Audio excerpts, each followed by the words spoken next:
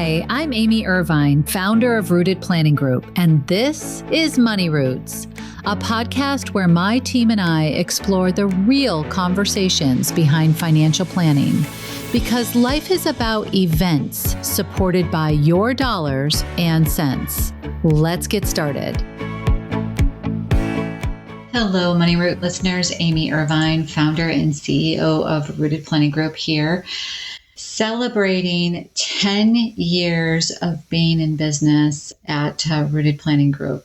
So I thought I would share with you the top 10 things that I've learned from being a business owner. Officially, our, 10-year mark was May 31st of 2016. The podcast started just over about a year and a half later than that in September of 2017. So we're going on just about 9 years with the podcast as well. And I thought that it would be a great opportunity to just talk about, again, lessons that I've learned as being a business owner. And if you're not a business owner, I still think you can listen to this podcast and take away some lessons that you could learn just being somebody who might be interested in starting a business or in your own job or even potentially in your own life in other ways. But one of the things that when I look back on the start of this journey was the reason why I did it. And for me personally, I don't know that everybody knows my story, but in 2014, we had some, I would say, family events that occurred that really made me start thinking about, as well as my husband, start thinking about if our lives were going in the directions that we wanted to. One in particular was the passing of my uncle, who at the time was only about a year older than my husband. And it kind of opened up my eyes to, was I enjoying life the way that I should be enjoying it? Like if I were to pass away, at that age, would I be able to look back and say I lived the way that I wanted to? So that was a really big eye-opening moment for me and really started making me question, do I like the work that I'm doing? And the ultimate answer was yes, I liked the work that I was doing, but I didn't necessarily like where I was doing it. I asked my husband on a walk one morning what one of the questions that I ask a lot of clients, and if you've listened to this podcast for a long time, you've heard this question, but if money wasn't a barrier, what would we change in our lives? And I always joke and say it's his fault that we sort of went on this journey a little bit, because he said, well, I wouldn't mind being where it was a little warmer in the winter months. And of course, I do not like winter at all. So it actually became a mission of mine to figure out how to do that. If he was willing to be gone for a few months, I definitely was willing to be gone. So how could we actually make that happen? And we started to explore some options along those lines to figure out how to make that work within our lives. And we tried within the company that I was working for at that time to explore options. And there was a individual that reached out to me that was looking to change the design of their business, and they happened to be in Florida. And so initially we decided in 2015 that we would start spending part of the year in Florida and part of the year in New York. And we formed a partnership with that individual that had a business in Merritt Island, Florida. We rented in Cape Canaveral. And we did that for probably, I think 6 to 8 months was the total. And we realized that partnership, ideal that we thought, really wasn't the direction that we wanted to go. And we approached the individual and said, hey, we think that it would probably be in our best interest to collaborate maybe, but not be in business with each other, which led me down the path of starting my own company. Now, the interesting thing about some of that particular process was I had reasons as to why I named the company the way that I did, and I don't regret it, but, fast forward a few years, you'll hear as part of the journey, I learned that, probably if I could do something over again, that would be something I would do over again, is the name of the business.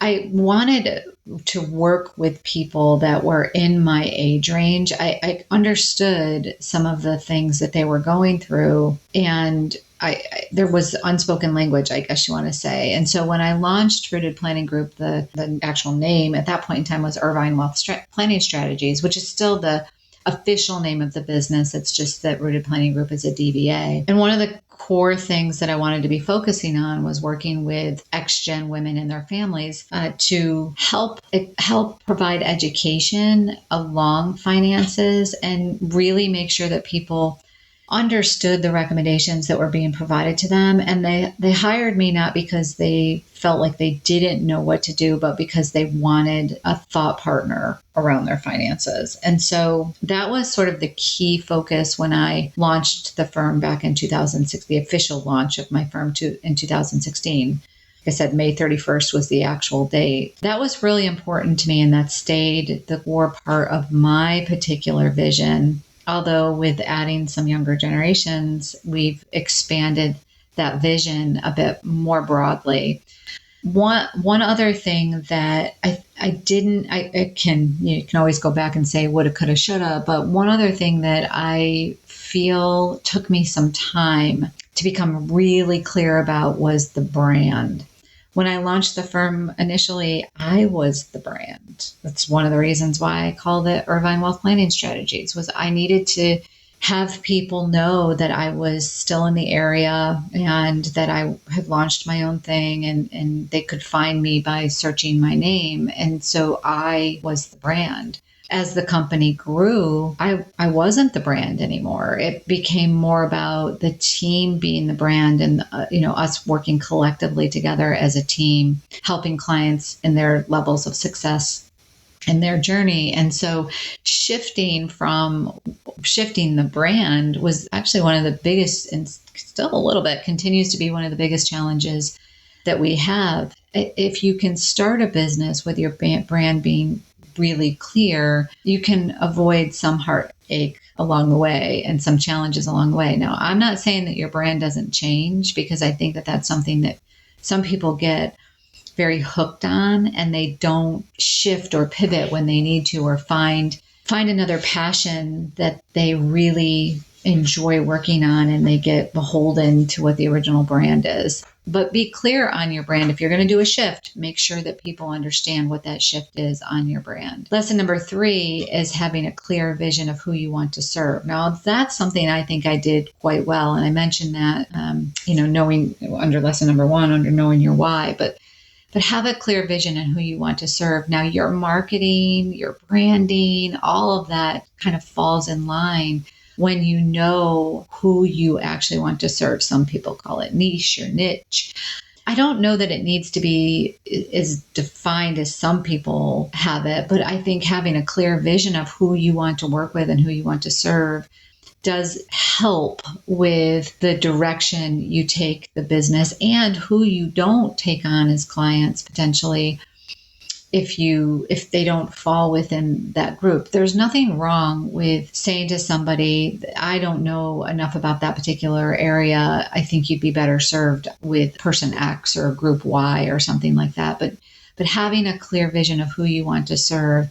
And in our journey, again, I think one of the things that started out when I first launched the partnership, I think one of the reasons why that partnership didn't actually end up being successful long-term is that I had this drive to get out of the business that I was in previously, the firm that I worked for previously. It was such a strong drive, but I didn't have a clear vision of who I actually wanted to serve. I was more about, here's some skills that I have. Here's how I can use those skills. This other business needs those skills, so I can help them. What happened in the transition between the partnership and me starting my own business was that I became a lot more aware of the people that I wanted to serve and work with. And that did help me figure out how I needed to market the business and who to work with. So I think having that clear vision right from the get-go would have been, again, very helpful to me. I will say that it's narrowed a bit more over the years and become even more defined, and that's okay too. But if you can have a pretty clear vision of who you want to serve right from the get-go, I think that's very helpful. It does often lead to slower business growth, but better business growth. And again, sometimes when you grow too quickly, other challenges can come along with it, especially if it's not the people or the type of business that you want to work in. I've seen lots of shifts within our practice because, yes, my vision of who I wanted to work with was very clear, but I wasn't clear on parts of how I needed to charge for that, or how I will admit that I wasn't sure or clear how to lay out what our service model really did look like, and how to explain that. I would have, in hindsight, again, would have spent a little more time figuring out the message to send. I think I've been very clear about how we want to serve people to the maximum degree and who we want to serve, but the pricing behind that took a number of years to actually come up with what we have at this stage of the game that I'm more comfortable with. When people ask, and so lesson number 4 kind of goes along with lesson number 3, but lesson number 4 is to plan for success as much as you plan for failure. This is something that when people ask me what is the one message I would share with them, this is the actual top message that I would share with them. I was so worried about the business failing that I really did not do a great job of planning for what I didn't do. I didn't plan for what if the business was actually successful. And so I will say to people, set some KPIs to understand what you need to put in place and how to pivot on things like hiring and outsourcing and just making sure that you understand, like, if the business is successful, is there a point in time where you don't grow any further? And one thing that I want to mention along with that is I've heard so many people say, well, if you're not growing, you're failing. Growth is a relative term that you need to define. Because I will say, if you decide that your business can grow to a certain level and you need to start at that level, either saying no or outsourcing, that is okay. You can still grow as a person. You can grow with service levels. Be careful with that word growth and define what growth means to you, not what it means to other people. And have those KPIs in place to say, if this happens, here's what I'm going to do, so you can plan for your success ahead. This is an area that, again, I will say has been a struggle for me because better now. I'm much better at it now than I was when I first started out the business. I have a bigger vision of what the business needs, but I was so concerned about failure that I did not set aside time to actually plan for success. So that's lesson number 4, is plan for success. And this could be true in your career. It could be true in your retirement journey. It could be true for a trip that you're going on, but just make sure that you plan for that success as well as for failure. Lesson number 5 is to continue to grow your knowledge and experience, but know what you can keep in-house and what to outsource. So there are things that I've learned that I can do that I don't enjoy doing. And those kinds of things really should be outsourced or delegated. And I think it's important to always continue to grow your knowledge and experience. Go to conferences, take online classes, talk to your peers, figure out areas where you don't want to be the expert in, but you know enough to work with other experts in that particular area. And if there's areas that you don't feel suited for, you should still grow your knowledge in those areas, but that doesn't mean that you have to do those particular levels of service. So just continue to grow your knowledge and experience, but know what you can and should keep in-house and what you can and should outsource. I think that's a big one. And there's only so many resources, and by resources, I mean time, energy, effort, size of the team, all of that can be offered. So just maybe understand your own limitations and work on making those connections for where you need to look and seek additional knowledge and for different additional partnerships. Lesson number 6 is to understand that you're going to change over time, both you as a person and the business. And it's okay. Like, sometimes I've seen, I would say, this is one area that we've actually thrived in, is that we've been very good at pivoting as we've changed. But I think that what I've seen for other businesses is they get so stuck in what they think their business was, or they look at their business and say, I was set up to do this. And they won't pivot or change because of changing times. And a great example of this is certainly as technology changes, your business may need to change. You may need to implement certain technological advances within your practice or within your business that will enhance but not replace what you do. And I want to stress that last part, enhance but not replace what you do. But just understand that over time, things are going to change. And this almost goes along with, one of those comments that I made before, if you're not growing, you're dying. And therefore failing, just understand that this could be an area of growth, that shifting your business, changing your business, little modifications here and there will likely make your business more successful in the long run, and probably you as a person happier. And this is true again with your career, with any journey that you go on. I think it's important to know that, we're all changing as people. We're learning, we're developing, we're growing, hopefully as humans, and that may shift things in your life a little bit as well. Lesson number 7, and this is a big one for me.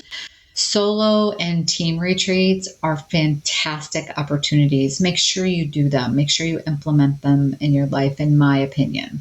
Again, this may not be one that's for you, but it's certainly one for me. I find that time to brainstorm, whether it's me by myself doing some soul searching or some idea charting, as well as time with the team to talk through various things that are going on with the business, is just such a fantastic opportunity. We do annual retreats with the team, and I try to set some time aside at least once a year. I have been doing this for several years, where I do a little solo retreat too. The opportunity to turn off devices and turn off what's going on around us for just a couple of days gives your brain a little bit of space to, look at the big picture and not be in the business, but outside the business, and look at what's working, what's not working, what feels hard, what feels easy, where you feel resistance. All of those questions that you can ask yourself and the team, I think, is really important. And this is one of the areas that, again, I think we've actually done really well. It always leads to enhancing the workflows that we have, hopefully always enhancing the service to clients. I mean, I think some of the best ideas have not been my ideas. They've been ideas that have come from the team and or clients. And so having that opportunity to talk through it, implement it with the practice, and really just focus on some of that, I think, again, it was where some of the best changes in our firm have actually happened. Lesson number 8 is to understand what opportunities are right for you and which ones are not. Saying yes to everything can dilute your focus. Strategic no's often create space for the best opportunities, in my opinion. And this is something that I have learned the hard way over the last 10 years. I think the last 3, I've gotten much better at it. In the last year, even better. But when you say yes to everything, in my experience, it tends to really eat up your energy. And so figuring out what yes you're going to say to and what no's you're going to say to are important. And for the ones that are the no's, I often will take time before I say no to try to find a possible solution for that no. For example, if you say no to a new client or a new business opportunity, it might be better suited for somebody else. Then if you're responding to somebody, you can say, I gave some thought, I don't have capacity, or I don't have the bandwidth, or I don't have the knowledge I think that you're going to need. Here's somebody or some business that might. It really does remove some of the resistance from the person asking, because you're giving them a solution as a result. And so I don't find myself have as much anxiety saying no when I've actually come up with done the direction for the person. But just knowing what is a good yes and what would be a strategic no is very helpful. And again, I think if I had thought about that right from the get-go, then some of the avenues and lessons I've learned probably would not have been lessons I learned, because I wouldn't have gone down some of the routes that I have. And I just, again, think that that's something that if you can have your clear vision and then know what you're going to say yes to and what you're going to say no to is very helpful. Lesson number 9 would be watch out for the you should do this, you should do that. That is going to come your way. And it came my way in droves. I'm not saying ignore them, but sometimes they show up with fingers pointing at you. You should do this, you should do that. You shouldn't do this, you shouldn't do that. Which in reality is the message that might be meant for the person delivering the message, not necessarily for you. For me personally, one of the biggest shoulds or shouldn't, I guess it was more shoulds, was around the marketing component of the business. I had so many people telling me you should do this, you should do that, you should do podcasts, you should do blogs, you should do webinars, you should do seminars, you should do all of this stuff. And what I learned was that it was actually giving mixed messages. There were too many things being thrown at people. I was doing newsletters, I was doing webinars, I was doing seminars, I was doing podcasts, I was doing blogs. It was so much information that was being pushed out there that it was information overload. And once I peeled that back a little bit and got more clear about the message that I wanted to send and how I was going to send it, it was almost like a calmer presence that happened with the message that I was giving and pushing out into the world. Even the social media component of it. I had tons of social media that was going out there, but the traction was very limited. And once I figured out that my path for social media really needed to be more on the LinkedIn perspective, I could focus on the message that was going out there a bit more. That's just one example of the shoulds.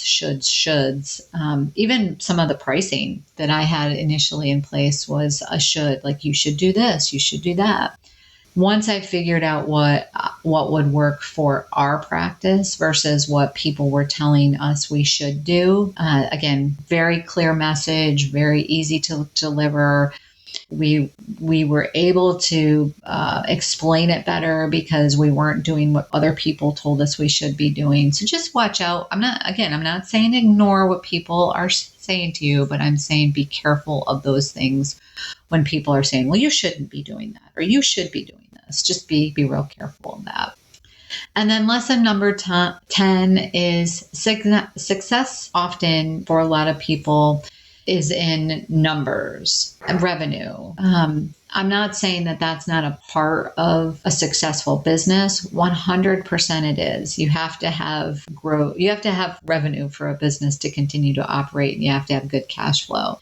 But for many people, success might be measured, and for me, this is true. Success is measured by impact. And again, what I said is revenue and cash flow is very important, but the true legacy of the business is really important to me, and it makes a difference in my experience and the lives of the team, the clients, and the community. So thinking about all the way back to lesson number 1, know your whys. Think about your definition of success versus another one of whatever business you're in says you should be doing for revenue levels, cash flow levels. You don't have to have the same levels of net profit, of cash flow. You have to have enough for you to be comfortable in life, probably, yes, but it doesn't mean that your peers are the driving factor. It matters that there's impact for most people.